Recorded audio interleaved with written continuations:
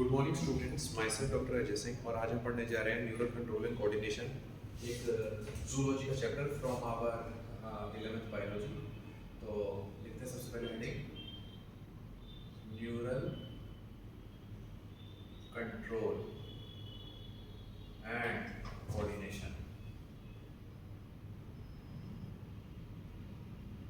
उम्मीद करता हूँ कि आपको ये हैंडराइटिंग समझ में आ रही होगी और दूर दूर तक दिखाई दे रहा होगा। टॉपिक्स जो आज हम कवर करने जा रहे हैं इस लेक्चर के अंदर वो कुछ इस प्रकार हैं। सबसे पहले आपका आ जाएगा इंट्रो, दूसरा आ जाएगा आपका न्यूरल सिस्टम और उसके बाद में आपका आ जाएगा ह्यूमन न्यूरल सिस्टम और उसके बाद में आपका आ जाएगा यहाँ पर न्यूरॉन एंड इट्स टाइप्स और फिर उसके बाद में आ जाएगा आपका generation and conduction of nerve.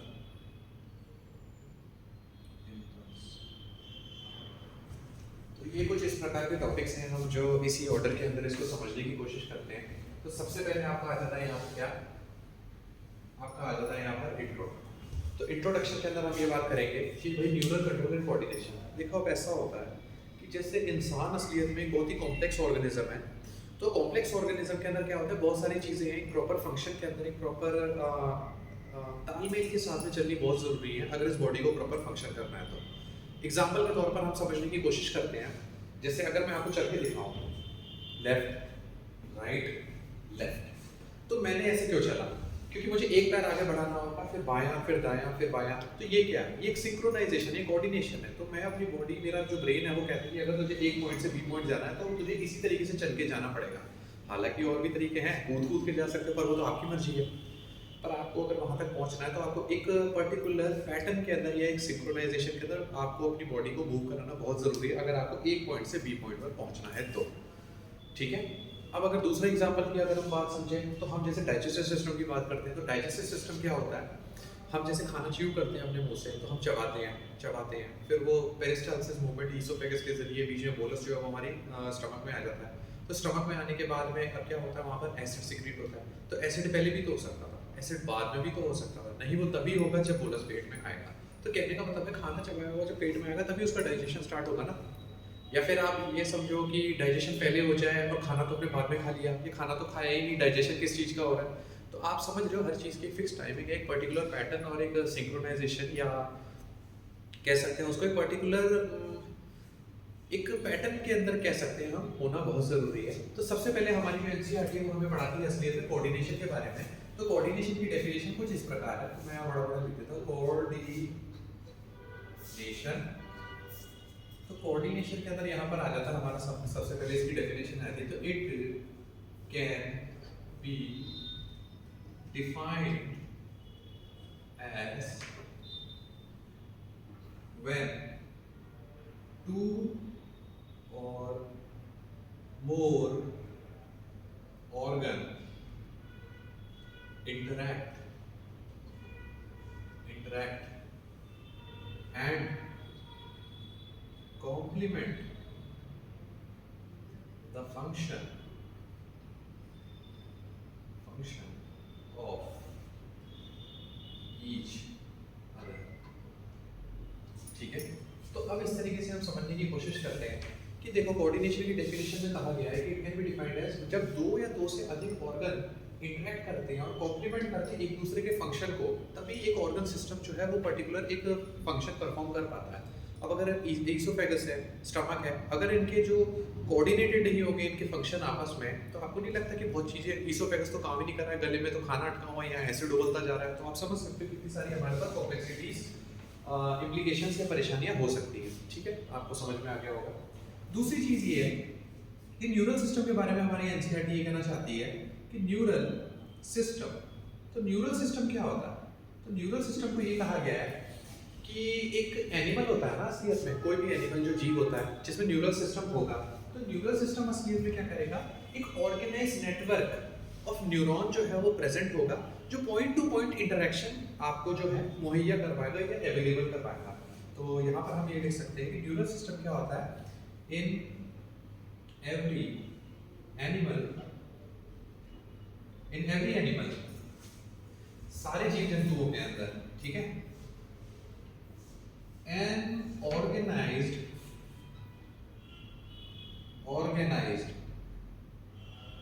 network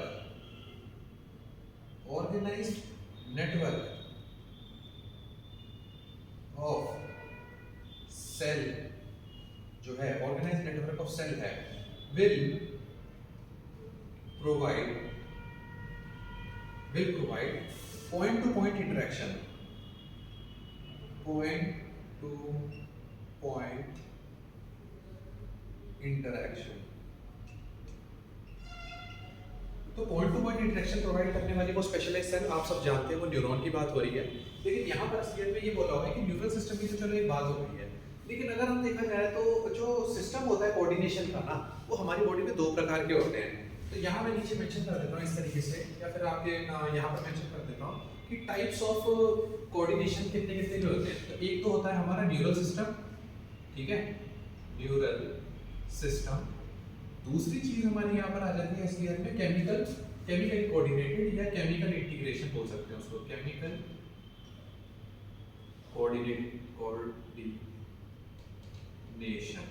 तो केमिकली कोऑर्डिनेटेड, तो आइए हम इनमें डिफरेंस समझने की कोशिश करते हैं। तो दो टाइप की कोऑर्डिनेशन है, यहाँ पर हेडिंग मेंशन करें तो फर्स्ट पॉइंट होगा असलियत में कि ये पॉइंट टू पॉइंट होता है, पॉइंट टू पॉइंट इंटरेक्शन। लेकिन इसके अंदर क्या होता है, ये असलियत में हार्मोन मीडिएटेड, यानी यहाँ हार्मोन्स वगैरह हो गए। अब हार्मोन्स क्या होंगे, हार्मोन मीडिएटेड है, तो हार्मोन्स आर एडमिनिस्ट्रेट, या कह सकते हैं हम एडमिनिस्ट्रेट कह सकते हैं, या उनको जो है असलियत में सेंड कर दिया जाता है। आप अगर लेमन टर्म में बात करें तो hormones are administrate into blood stream,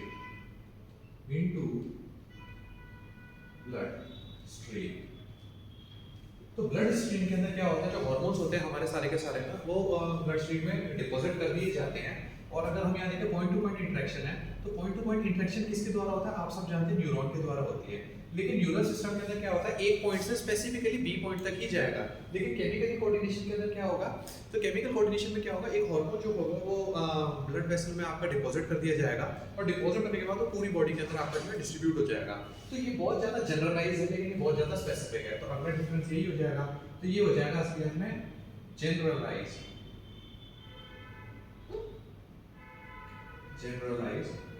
और आपका यहाँ पर ये हो जाएगा आपका मोर स्पेसिफिक, तो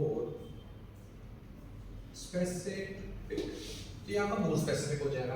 दूसरा ये है कि अब देखो केमिकल कोऑर्डिनेशन की जरूरत क्या पड़ती है, क्योंकि जो न्यूरल सिस्टम है आपका, वो हर एक सेल या फिर हर एक टिश्यू तक नहीं पहुंच पाता है। तो हमें क्या होता है, केमिकल कोऑर्डिनेशन की भी जरूरत पड़ती है। आप चाहे तो इसको यहाँ पर मेंशन कर सकते हैं कि ये इसका एक अलग सा फीचर है। तो इसी वजह से इन दोनों तरीकों से हमारी बॉडी जो है वो हमारे पूरे सिस्टम को कोऑर्डिनेट करने की कोशिश करती रहती है, वो केमिकल है और वो न्यूरल सिस्टम के जरिए। ठीक है, तो ये था हमारा इंट्रोडक्शन, यहाँ पर हो जाता है खत्म। तो इंट्रोडक्शन के बाद अब हम अगली यहाँ पर आएगी हमारी जो टॉपिक वो आएगी न्यूरल सिस्टम के बारे में हम समझने की कोशिश करेंगे। तो मैं इसको रन कर देता हूँ।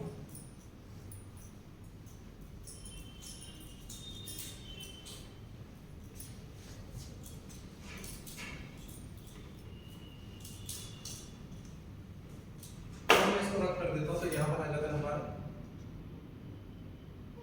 Neural system. तो आइए समझने की कोशिश करते हैं न्यूरल सिस्टम है क्या। देखो क्या होती है बात, जो न्यूरल सिस्टम है असलियत में, तो न्यूरल सिस्टम जो है वो क्या होता है, देखो in neural system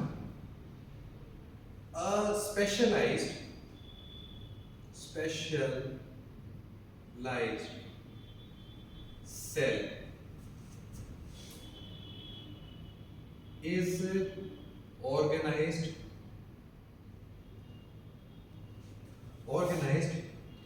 in a complex network, मतलब एक कॉम्प्लेक्स नेटवर्क के अंदर एक स्पेशलाइज्ड सेल है असलियत में, ठीक है। एक specialised cell is organised in a complex network which is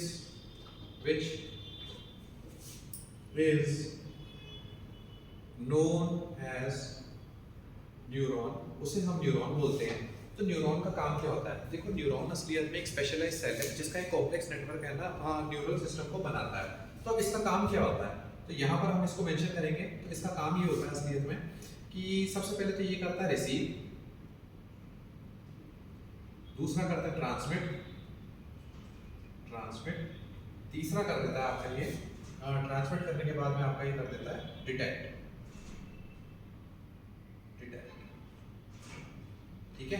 तो रिसीव, ट्रांसमिट और डिटेक्ट करता है। क्या करता है असलियत में? स्टिमुलाई को। अब बच्चे पूछेंगे भाई स्टिमुलाई क्या होता है? देखो, सडन चेंज इन एनवायरनमेंट को हम स्टिमुलाई कह देते हैं। जैसे आप समझने की कोशिश करो, पहले मैं यहाँ इसकी डेफिनेशन को नीचे असलियत में अलग कलर से लिख देता हूँ यहाँ पर। तो यहाँ लिख देता हूँ मैं सडन चेंज इन एनवायरनमेंट, ठीक है। तो सडन चेंज इन एनवायरनमेंट को हम स्टिमुलाई कह देते हैं। अब इस तरह समझने की कोशिश करते हैं। आपको अगर कहीं पर टच करेंगे तो यहाँ की जो नर्व होगी वो इम्पल्स के फॉर्म में जो है हमारे दिमाग तक उसको मैसेज पहुंचा रही होगी। आप कोई चीज़ को स्मेल करेंगे तो आप पहचानोगे तो रोज़ की खुशबू है, अरे ये तो गुलाब जामुन की खुशबू है। पर रोज़ और गुलाब जामुन तो सेम ही हो गए। चलो रसगुल्ले ले लेते हैं, काजू कतली ले लेते हैं, तो आप उनमें डिफरेंस पहचान जाओगे स्मेल करके। कोई आप आवाज़ सुनोगे तो आप बताओगे ये तो गाड़ी की आवाज़ है या मोटरसाइकिल की आवाज़ है। तो जब आप इस तरीके से देखेंगे तो आपको पता लगेगा स्टिमुलाई की वजह से असलियत में एक इलेक्ट्रिकल इंपल्स जनरेट होता है। और इलेक्ट्रिकल इंपल्स हमारे सीएनएस के अंदर, सीएनएस यानी सेंट्रल नर्वस सिस्टम, या हम अभी के लिए लेमन लैंग्वेज में ब्रेन तक पहुंचाता है। वो उसको प्रोसेस करता है और बताने की कोशिश करता है कि हाँ ये क्या है, तो उस चीज को प्रोसेस। तो इस चीज को हम स्टिमुलाई बोलते हैं, सडन चेंज इन एनवायरनमेंट। और हमारी बॉडी इस स्टिमुलस को रिसीव करती है, डिटेक्ट, ट्रांसमिट, रिसीव करती है और हमारे सीएनएस तक पहुंचाती है। और सीएनएस यानी ब्रेन हमारा जो है वो प्रोसेस करता है इस चीज को। तो ये हो गया हमारा स्टिमुलाई हो गया। फिर हम न्यूरल सिस्टम की अगर बात करें तो न्यूरल सिस्टम में कहते हैं कि एक है ना सीलेंट डेटा, जिसका एग्जांपल हाइड्रा दिया हुआ है असलियत में। तो ये पहला पॉइंट हो जाता है। दूसरा पॉइंट हो जाता है आपका हाइड्रा, जो कि एक सीलेंट डेटा है, उसका एक पॉलिप फॉर्म है। आपने पढ़ा होगा पॉलिप मतलब जो सिसाइल होता है, फ्री स्विमिंग नहीं होता, वो एक जगह पड़ा है बस वहीं ग्रो हो जाता है। तो पॉलिप फॉर्म है हाइड्रा। तो इसके अंदर क्या होता है? Network of neurons is present. तो in hydra there is network of neurons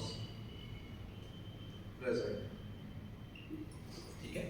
तो नेटवर्क ऑफ न्यूरॉन्स जो है यहाँ पर प्रेजेंट होता है। दूसरी चीज हमारी एनसीईआरटी ये भी कहना चाहती है कि भाई अगर स्मॉल इंसेक्ट्स की बात करें, इंसेक्ट मतलब कीड़े मकोड़े, तो उनमें तो ब्रेन भी देखा जाता है। ब्रेन मतलब दिमाग, तो उनका दिमाग बना हुआ क्या होता है? तो वो असलियत में एक्यूमुलेशन ऑफ न्यूरॉन्स की वजह से जो बना हुआ उनका दिमाग है, जो उनके अंदर न्यूरल सिस्टम की सुविधा को उपलब्ध करा रहा है। तो यहाँ पर मैं इस चीज को मेंशन कर देता हूँ। इन इंसेक्ट्स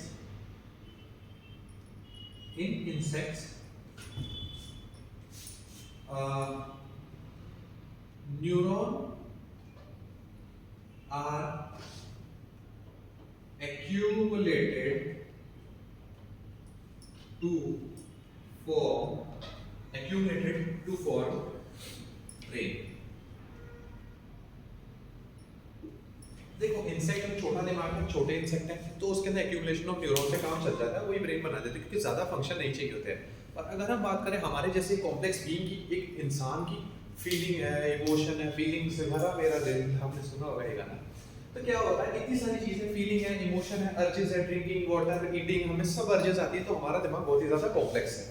तो ये तीन चीजें बताई हुई हैं असलियत में न्यूरल सिस्टम के अंदर। तो ये हमारा न्यूरल सिस्टम यहाँ पर हो जाता है कंप्लीट। तो आप देखें, हमारा तात्पर्य इस चैप्टर को पढ़ाना असलियत में इंसानी दिमाग को समझना है। और मैं धीरे धीरे लेवल बढ़ाऊंगा, इंट्रो न्यूरल सिस्टम, अब आएगा हमारा ह्यूमन न्यूरल सिस्टम। तो आइए पढ़ने की थोड़ा कोशिश करते हैं यहाँ पर। चलिए, तो यहाँ मैं हेडिंग लिख देता हूँ सबसे पहले हमारी ह्यूमन न्यूरल सिस्टम। तो ह्यूमन न्यूरल सिस्टम के अंदर आज हम पढ़ने की कोशिश करते हैं ऐसे करके कि देखिए, ह्यूमन न्यूरल सिस्टम की अगर हम बात करें तो इंसान के न्यूरल सिस्टम के अंदर 2 पार्ट्स में डिवाइडेड होता है। 2 पार्ट्स के अंदर सबसे पहला आपका आ जाता है, एक तो आता है CNS और दूसरे का नाम होता है PNS। अब सर ये बताओ ये क्या है? तो CNS का मतलब होता है आपका सेंट्रल नर्वस सिस्टम, जिसकी मैं अभी आपको बार-बार बातें बता रहा था वही है। तो CNS की फुल फॉर्म हो जाती है आपकी सेंट्रल नर्वस सिस्टम, और यहां आ जाता है आपका पेरिफेरल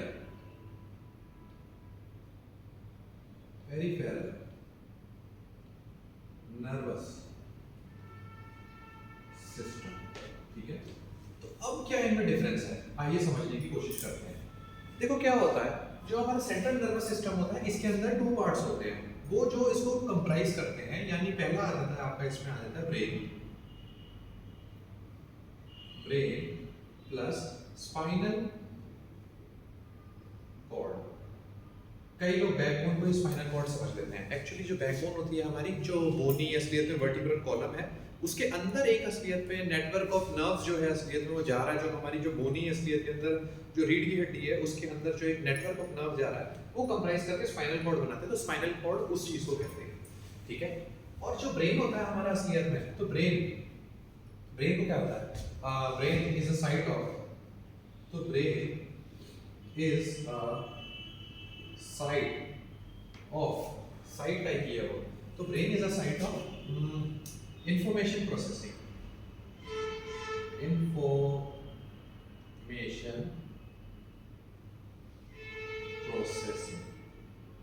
उम्मीद करता हूं आपको इतना तो पता ही होगा। पेरिफेरल नर्वस सिस्टम की अगर हम बात करें तो पेरिफेरल नाम से पेरिफेरी लग रहा है, तो पेरिफेरी सबसे पहले हमें एक चीज समझने की जरूरत है। अगर मैं आपको यहाँ पर एक डायग्राम से समझाने की कोशिश करूँ तो देखो इस तरीके से, कहाँ बनाऊं, इसे रब कर देता हूँ, मेरे ख्याल से आपको ये दिख गया होगा।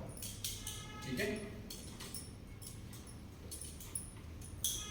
ठीक है, चलो, तो हमारा जो ब्रेन होता है कुछ इस तरीके से होता है, एक रफ डायग्राम है, आप ऐसे समझने की कोशिश करेंगे। ठीक है, ये हो गई हमारी स्पाइनल कॉर्ड। तो अब क्या होता है, ये हमारा ब्रेन है और ये हमारी स्पाइनल कॉर्ड है जो इससे अटैच है। क्या होता है, कुछ क्रेनियल नर्व्स अगर निकल रही होती हैं ऐसे से करके, तो हमारे जो ब्रेन से निकल रही होती है इस तरीके से ऐसे, ये हमारी क्रेनियल नर्व है। क्रेनियल नर्व हमने इसे क्यों बोला, क्योंकि देखो ब्रेन जो है असलियत में वो एक प्रोटेक्टेड एनवायरनमेंट में रहता है। तो हमारा जो अगर ये कपाल जिसको कहते हैं हम, तो कपाल क्रेनियम कहलाता है हड्डियों से बनके, तो इसीलिए इन नर्व्स को कह देते हैं हम क्रेनियल नर्व्स। तो यहाँ मैं लिख देता हूँ क्रेनियल नर्व्स। दूसरी चीज होती है यहाँ पर आपके पास में 12 क्रेनियल नर्व होती हैं, तो यहाँ होते हैं नंबर में होती है, यहाँ पर मैं ऊपर लिख देता हूँ नंबर में होती है 12। लेकिन अगर हम यहाँ बात करें स्पाइनल नर्व की बात करें इस तरीके से, तो स्पाइनल नर्व हमारे पास में 21 पेयर होती है, 21। तो इनका बात है ये है स्पाइनल नर्व, नंबर में होती है हमारे पास में 21। ठीक है, 12 पेयर तो हमारे पास में हो जाती है, ये 12 मतलब जितनी इधर होंगी उतनी इधर होंगी, तो 12 इधर है 12 इधर है, वैसे तो 24 है लेकिन है सेम ही, तो 12 पेयर बोलते हैं। ऐसे 21 पेयर जो हमारी स्पाइनल में आ जाती है। अगर हम क्रेनियल नर्व फ्रॉग की बात कर रहे हैं असलियत में, तो फ्रॉग के अंदर पाए जाते हैं, frog has 10 pair cranial nerve. ठीक है, आप इस चीज को छत पे या कहीं पर ऐसे करके नोट डाउन कर सकते हैं बहुत अच्छे से। तो फ्रॉग के अंदर तो ये पाया जाता है। अब क्या होता है, मैंने आपको बताया जो रेड पार्ट से मैंने बताया ये तो आपका सेंट्रल नर्वस सिस्टम हो गया, क्योंकि ये ब्रेन और स्पाइनल कॉर्ड है। लेकिन अब क्रेनियल नर्व और स्पाइनल नर्व मिलकर असलियत में यहाँ पर बना लेती हैं आपका पेरिफेरल नर्वस सिस्टम बना लेती है। तो यहाँ आएगा आपका cranial nerve plus spinal nerve. ठीक है, ये आपका जो है वो कंप्राइज करके ये चीज बना लेगा। ठीक है, आगे हम समझने की और कोशिश करते हैं। देखो क्या होता है ना, पेरिफेरल नर्वस सिस्टम जो है वो असलियत में सीएनएस से ही निकल के आ रहा है। पेरिफेरल नाम से मतलब पेरिफेरी पर जो होगा, पेरिफेरी पे क्या जाती है, नर्व्स जाती है हमारी ऐसे ऐसे करके, जा रही है कि नहीं जा रही। उम्मीद करता हूँ आपको इतना समझ में आ रहा होगा। इसके बाद क्या होता है, पेरिफेरल नर्वस सिस्टम के अंदर क्या होता है, हमारे यहाँ ना कुछ फाइबर्स होते हैं असलियत में, तो हम उसे यहाँ समझने की कोशिश करते हैं। आपने मुझे लगता है ये बना दिया होगा, तो मैं इसको मिटा देता हूँ यहाँ से।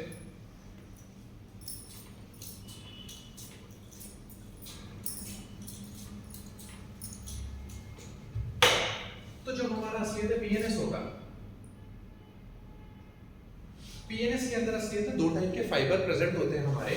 तो 2 टाइप्स ऑफ फाइबर, और वो कौन कौन से होते हैं, एक का नाम होता है हमारा एफरेंट फाइबर, और दूसरे का नाम होता है हमारा ईफरेंट फाइबर। ज्यादा दिमाग लगाने की जरूरत नहीं है, इतनी सी आप गणित समझ लो असलियत में कि यहाँ जो ई चीज बनी हुई है ना असलियत में, ई का मतलब होता है एग्जिट। याद करने के लिए बता रहा हूँ, कई लोग एफरेंट और ईफरेंट में कंफ्यूज होते हैं। क्या होता है, आपके अगर सीएनएस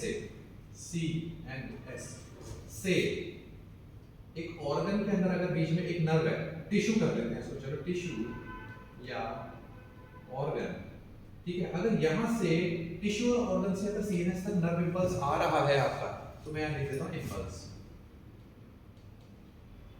ठीक है, तो ये हो जाएगा एफरेंट फाइबर। और अगर आपका ईफरेंट फाइबर की अगर मैं बात करूं, सीएनएस से जा रहा है, ई फॉर एग्जिट हम कहते हैं, अगर यहां से जा रहा है टिश्यू या ऑर्गन की तरफ, इस तरीके से टिश्यू या ऑर्गन की तरफ, तो इंपल्स अगर जा रहा है तो ये हो जाता है हमारा ईफरेंट फाइबर, ठीक है, इतना आपको समझ में आ गया होगा। आगे हम पीएनएस के बारे में बात करते हैं। जो पेरिफेरल हमारा नर्वस सिस्टम होता है, उसमें आगे 2 डिवीजन और होते हैं, आइए समझने की कोशिश करते हैं। तो मैं उम्मीद करता हूँ कि आपने लिख लिया होगा, तो मैं इसे मिटा देता हूँ, ठीक है। क्या होती है बात, 2 डिवीजन होते हैं असलियत में हमारे पास में। तो पीएनएस के अंदर अगर हम बात करें पीएनएस में, तो यहाँ पर होता है हमारा एसएनएस को बोलते हैं सोमैटिक न्यूरल सिस्टम, और इसके बाद में आ जाता है हमारा, इसके बाद में ऑटोनॉमिक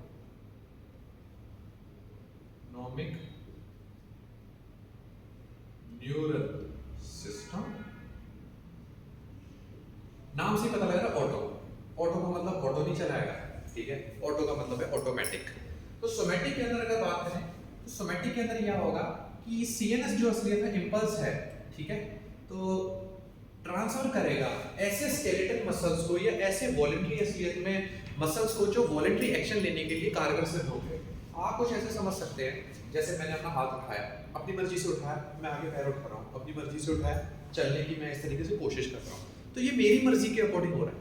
ऐसे एक्शंस को हम वॉलंटरी एक्शन बोलते हैं। तो यहां पर आएगा इट ट्रांसफर या it relays nerve impulse to skeletal muscles for voluntary actions,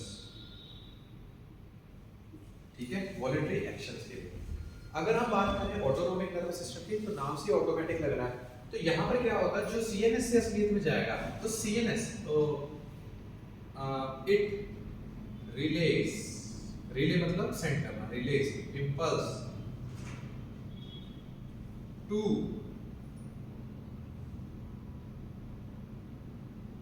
smooth muscles और फॉर involuntary actions। तो स्मूथ मसल को, और ये कौन था, स्केलेटल मसल कर सकते हैं आप, लिखा हुआ है, और यहाँ स्मूथ मसल को ये सेंड करेगा, ठीक है। ऑटोनॉमिक नर्वस सिस्टम भी आगे 2 भाग में सब डिवीजन में डिवाइड होता है, तो यहाँ पर मैं उस चीज को मेंशन कर देता हूँ, ठीक है। तो देखते हैं, तो ऑटोनॉमिक नर्वस सिस्टम भी 2 भाग में डिवाइड होता है, तो यहाँ लिख देता हूँ मैं, पीएनएस हटा देता हूँ, यहाँ पूछा ऑटोनॉमिक नर्वस सिस्टम, तो ऑटोनॉमिक नर्वस सिस्टम को ऐसे कर देते हैं, न्यूरल, चलो न्यूरल सिस्टम, ठीक है। तो इसके अंदर आ जाता है आपका एक तो सिंपैथेटिक, दूसरा आ जाता है आपका पैरा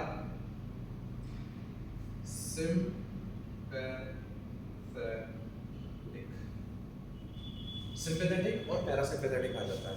तो सिंपैथेटिक और पैरासिम्पैथेटिक का मतलब आप ऐसे समझ सकते हैं, जैसे आपने अगर कार्डियोवैस्कुलर मस्कुलेचर के बारे में समझा होगा, हार्ट के बारे में समझा होगा, तो आप देखें कभी हम भागते हैं तो हमारी हार्ट बीट अचानक से बहुत तेज हो जाती है, हम धीमे बैठे होते हैं या लेटे हुए होते हैं, आराम फरमा रहे होते हैं, तो आराम के बाद क्या होता है, हमारी हार्ट बीट एकदम रेस्ट पे होती है। तो हार्ट बीट अचानक से इतनी ज्यादा क्यों और इतनी कम क्यों? ज्यादा के लिए रिस्पॉन्सिबल है सिंपैथेटिक नर्वस सिस्टम, और हार्ट बीट को रिलैक्स रखने के लिए काम आता है पैरासिम्पैथेटिक नर्वस सिस्टम। इतना सही, इससे ज्यादा और कुछ नहीं है, ठीक है। तो हमारा जो असलियत में ये है, जो ह्यूमन न्यूरल सिस्टम है, ये हो जाता है यहाँ पर कंप्लीट। इसके बाद हमारा आ जाता है इसके बाद न्यूरॉन और टाइप्स ऑफ न्यूरॉन आ जाता है। तो चलिए आइए अब हम इसको समझने की कोशिश करते हैं, ठीक है। तो न्यूरॉन का हम डायग्राम बनाएंगे और टाइप्स ऑफ न्यूरॉन की बात करेंगे और किस बेसिस पे कौन कौन सा न्यूरॉन पाया जाता है, ये सब के बारे में डिस्कस करेंगे। आगे और आपको समझ में, चलिए आगे समझने की कोशिश करते हैं। तो हम बनाएंगे सबसे पहले न्यूरॉन का डायग्राम। तो न्यूरॉन कैसा दिखता है? ऐसा। न्यूरॉन जो है असलियत में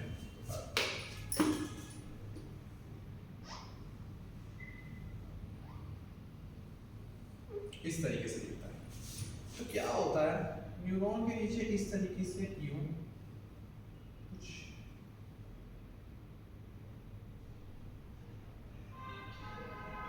यूं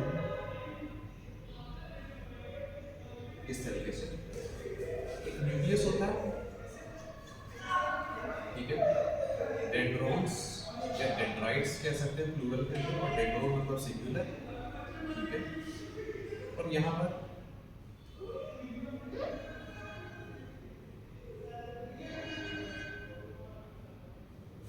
इस तरीके से कुछ,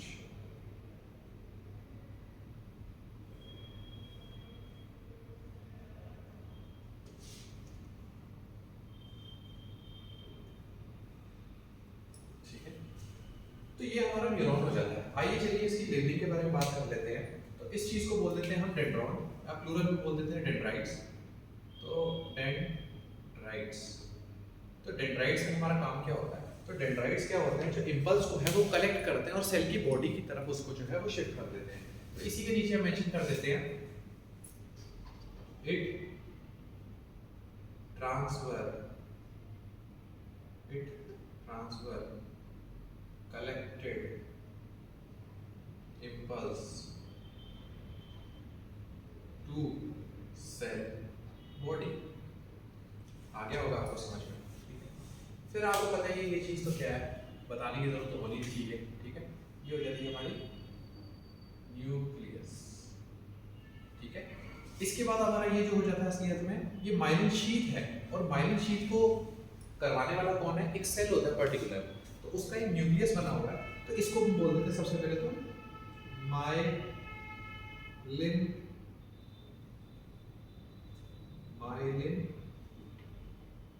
शीथ, और इस सेल का नाम है जो माइलिन शीथ को करवाता है, इसको बोलते हैं श्वान सेल, साइंटिस्ट श्वान के नाम पर। ये जो पर्टिकुलर स्पेस यहाँ बीच में दिया हुआ है, इसको बोल देते हैं हम नोड ऑफ रैनवियर, ठीक है।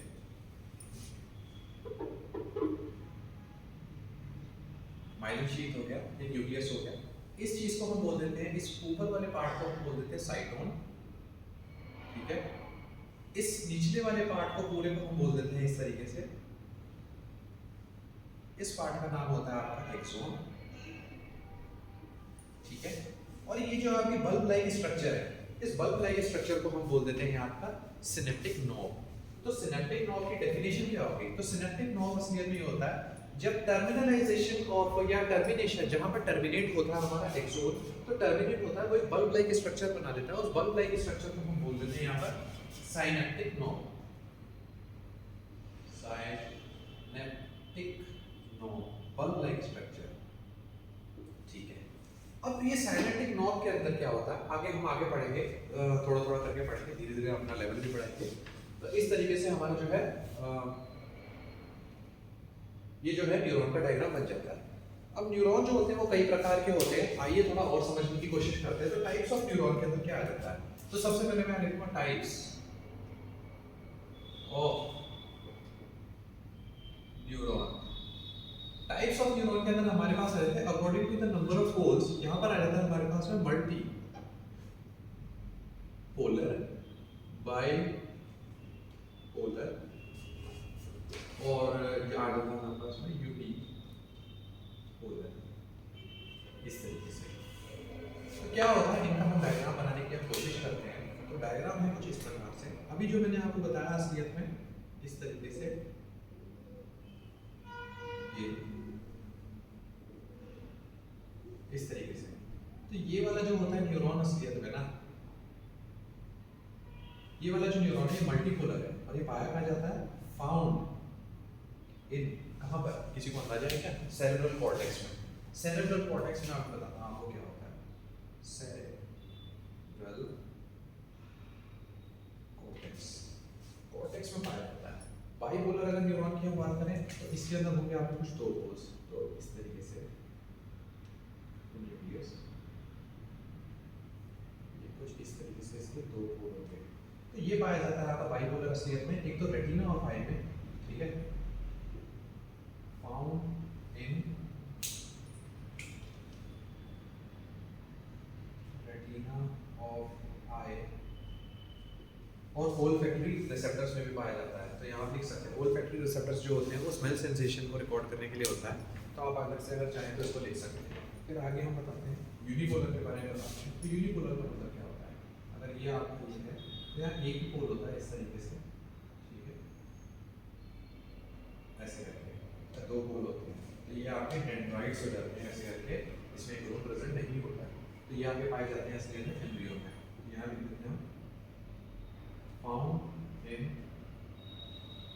एम्ब्रियो, ठीक है, तो एम्ब्रियो में पाए जाते हैं। फिर क्या होता है, according to myelin sheath, presence of myelin sheath की अगर हम बात करें, जैसे मैंने बताया माइलिन शीथ, तो माइलिन शीथ के बेसिस पर भी असलियत में होते हैं। तो होते हैं कुछ टाइप्स के, एक तो होते हैं नॉन माइलिनेटेड और एक होते हैं माइलिनेटेड। तो मैं उम्मीद करता हूँ इस चीज़ को मैं यहाँ लिख देता हूँ, ठीक है, इस चीज़ को मैं यहाँ लिख देता हूँ। तो according to presence of myelin sheath, तो माइलिन शीथ के बेसिस पर हमारे पास दो टाइप के हो जाएंगे, एक तो नॉन माइलिनेटेड और एक होते हैं माइलिनेटेड, ठीक है। तो पहला आ जाएगा हमारा माइलिनेटेड, और एक आ जाएगा हमारा नॉन माइलिनेटेड। क्या होता है, आपने जैसे सुना कि जो श्वान सेल्स होते हैं असलियत में ये माइलिन शीथ का फॉर्मेशन करते हैं। तो आप देखो माइलिन शीथ कैसे रैप होती जाती है, जैसे आप ये समझो, ये रेड वाली सेल को आप समझिए, ब्लू वाला अगर आपका मार्कर है ऐसे करके, और ये रेड वाला आपका जो मार्कर है ये श्वान सेल है, और ये एक्सोन है। तो क्या होगा, ये एक्सोन के इर्द गिर्द ऐसे ऐसे करके ना, देखो ये एक्सोन है और ये आपका श्वान सेल है, तो श्वान सेल आ रहा है ऐसे ऐसे करके उल्टा हुआ, तो वो इस तरीके से यहाँ पर आके ना एक्सोन के ऊपर रैपिंग कर लेगा और उसका न्यूक्लियस यहीं पर टाइट हो जाएगा। फिर यहाँ पर एक दूसरा आएगा, वो यहाँ पर दूसरा ऐसे ऐसे करके रैप करेगा और उसका न्यूक्लियस होगा। तो जो श्वान सेल होते हैं वो माइलिन शीथ के लिए रिस्पॉन्सिबल होते हैं। लेकिन अगर मैं बात करूँ ह्यूमन के सेरेब्रल कॉर्टेक्स की बात करूँ, यानी इंसान के कपाल या दिमाग की बात करूँ, तो वहां पर माइलिन शीथ का फॉर्मेशन होता है जो ओलिगोडेंड्रोसाइट नाम के सेल्स करते हैं। तो मैं इस चीज को मेंशन कर देता हूँ इस तरीके से कि in human brain myelin sheath is formed by किससे, ओलिगोडेंड्रोसाइट। मैं इसको दूसरे कलर से देखना चाहता हूँ, मेरी मर्जी, तो होगा ओलिगोडेंड्रोसाइट,